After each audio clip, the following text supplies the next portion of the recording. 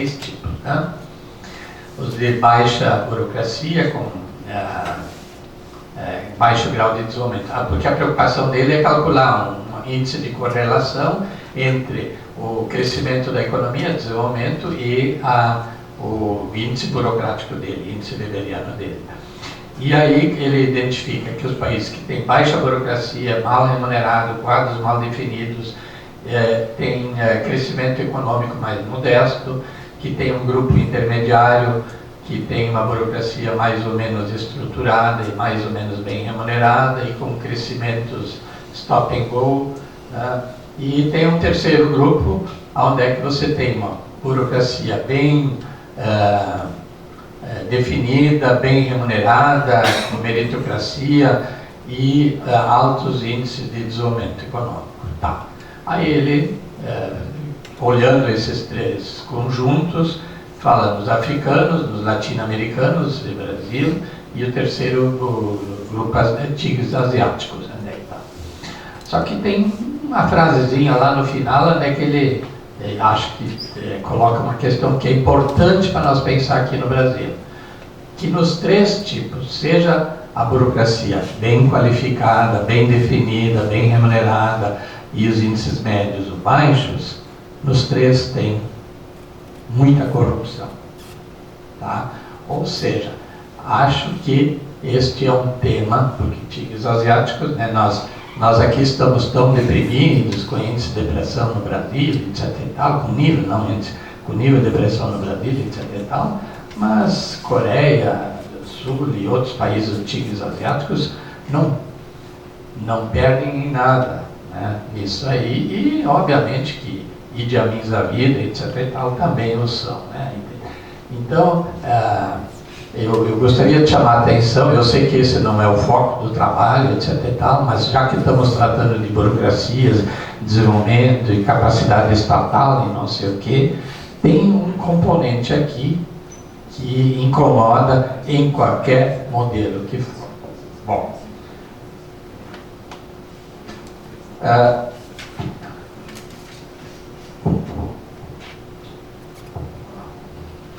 então, aqui nas capacidades estatais de planejamento do Rio Grande do Sul, quando você fala lá dessa burocracia estatal em escala weberiana, né, duas observações sobre a questão salarial ali. Primeiro, quando tu falas, vê um anterior aí, eu acho. E eu sei, mas antes, quando está público e privado ali.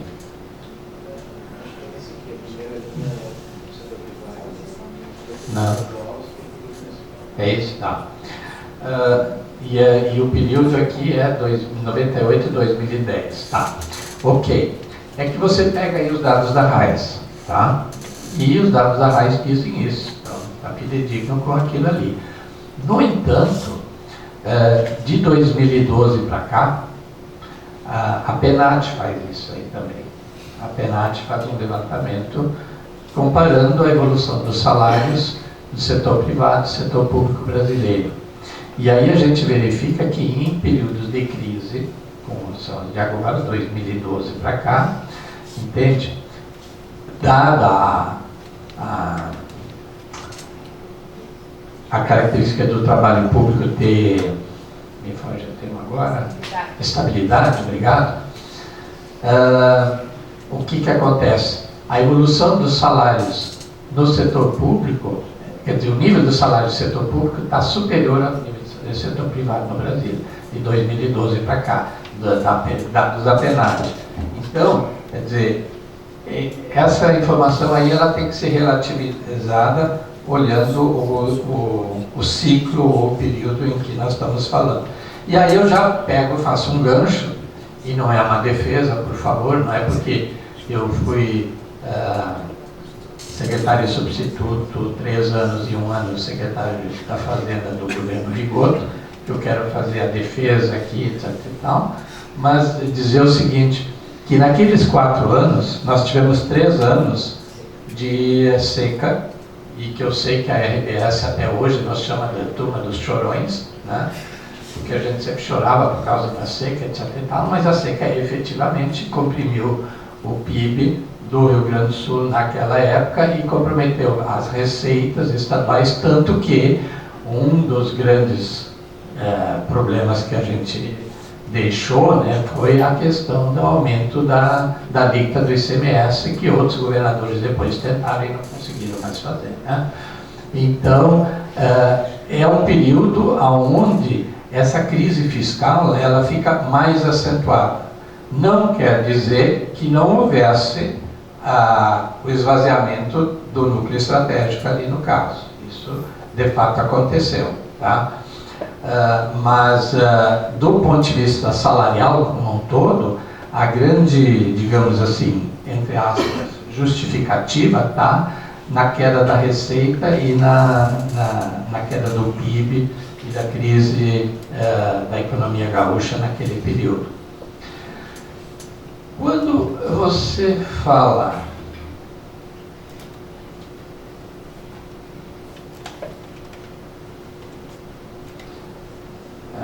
por exemplo, que as principais iniciativas para enfrentar a situação da modernização do Estado, então você cita o PGQP no governo Colares, no governo Brito tem o PDV e as renegociações da dívida, você quase que não fala nas privatizações, que elas também tiveram um grande impacto ali na ação do governo, né? Para ter uma ideia, assim, privatizações foi algo tão impactante que, por exemplo, na Faculdade de Economia, né, que você passou, vários de vocês aí que estudaram lá, cadeiras obrigatórias da área do setor público eram 2 ou 3, ficou reduzida a 1, porque você dizia o seguinte: não, economista, quando se forma, a maioria vai para o setor público. Agora, com as privatizações, não precisa mais estudar setor público, vou estudar economia financeira, financiarização da economia, porque lá que vai estar o mercado de trabalho, não sei o quê. Entende? Coisa desse tipo, né? Muito bem, mas aí você quase que não cita, e isso teve um impacto grande no papel do governo como um agente de fomento no PIB gaúcho, né? E aí você diz que eles até hoje, essas medidas apresentam resultados contraditórios. Ok, é verdade, são contraditórios. Mas eu sempre deixo a seguinte dúvida, ou pergunta: o que teria acontecido nos estados brasileiros em geral e no Rio Grande do Sul em particular, se não tivesse a renegociação da dívida em 97, 98, dos governos estaduais?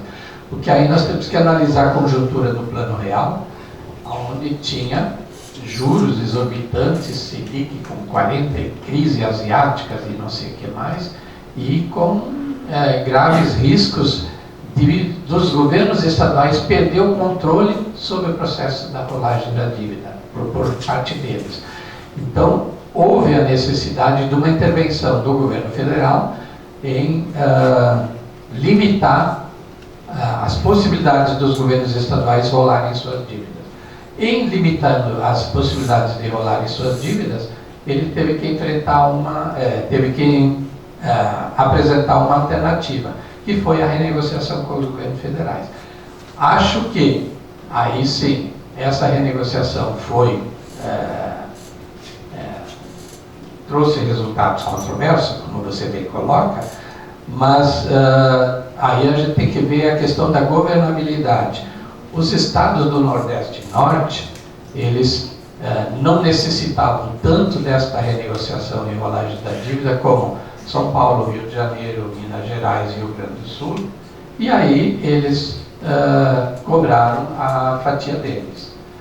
Basta ver o que aconteceu agora em 2017, é o mesmo processo. Para aprovarem essa renegociação da negociação da época, o que foi? O Temer se reuniu esses dias com os governadores do Nordeste e eles apresentaram a fatura. Nós queremos mais crédito junto ao BNDES. Por quê? Porque pela via fiscal, e orçamentária, não tem como o governo financiar isso. Então, o que eles foram? Trouxeram uma alternativa. Quebre-se o BNDES, vamos sei lá o que acontece, mas o preço do apoio nosso político é mais crédito barato via BNDES para os governos regionais ali. Então, quer dizer, se a gente olhar só o contrato e a dinâmica disso, é verdade, os resultados são bastante contraditórios. Mas se a gente inserir essa questão da negociação política, e ela foi determinante nessa hora, acho que o entendimento dessas contradições fica relativizado, penso eu.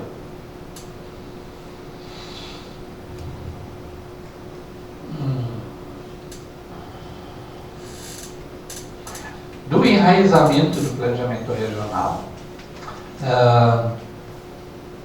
também, eu acho que tu colocas bem a questão dos COREDs, que poderiam, deveriam, avanços e recuos disso aí tudo, né?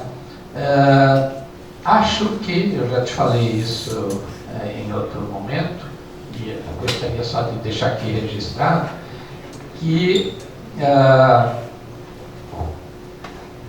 você coloca como que todos os governos, mesmo com as suas especificidades, mantiveram o comportamento dicotômico das relações entre parlamento e executivo, nessa discussão aí do planejamento regional. E, em tese, é verdade, é isso mesmo. A gente tem até trabalhos que mostram, por exemplo, como que os momentos em que estava mais acirrado aqui no Rio Grande do Sul, como foi o governo Brito, o governo Olívio, e assim por diante. Mas acho que tem um período, tem um governo aí que foi pouco analisado, onde é que conviveram com oposições fortes, mas quase sempre majoritárias da Assembleia. No caso do Pedro Simão não foi bem isso não, né? Nunca se esqueçam que era visto como um estelionato eleitoral o fato de que o plano Funaro em 86, 87 foi com os preços tabelados, fez com que o PMDB, naquela eleição depois, fez a maioria dos governadores, a maioria das Assembleias Legislativas, e no Rio Grande do Sul foram nada mais nada menos do que 27 deputados do PMDB. Então o Simão, no governo dele, não teve esse contraponto e essa tensão política tão forte por parte do parlamento, o que não quer dizer que é um governo que não enfrentasse grandes embates. Os embates eram de movimentos sociais, sindicais, leia-se CEPERS, coisa desse gênero aí no caso, mas não nessa tensão entre parlamento e executivo, né?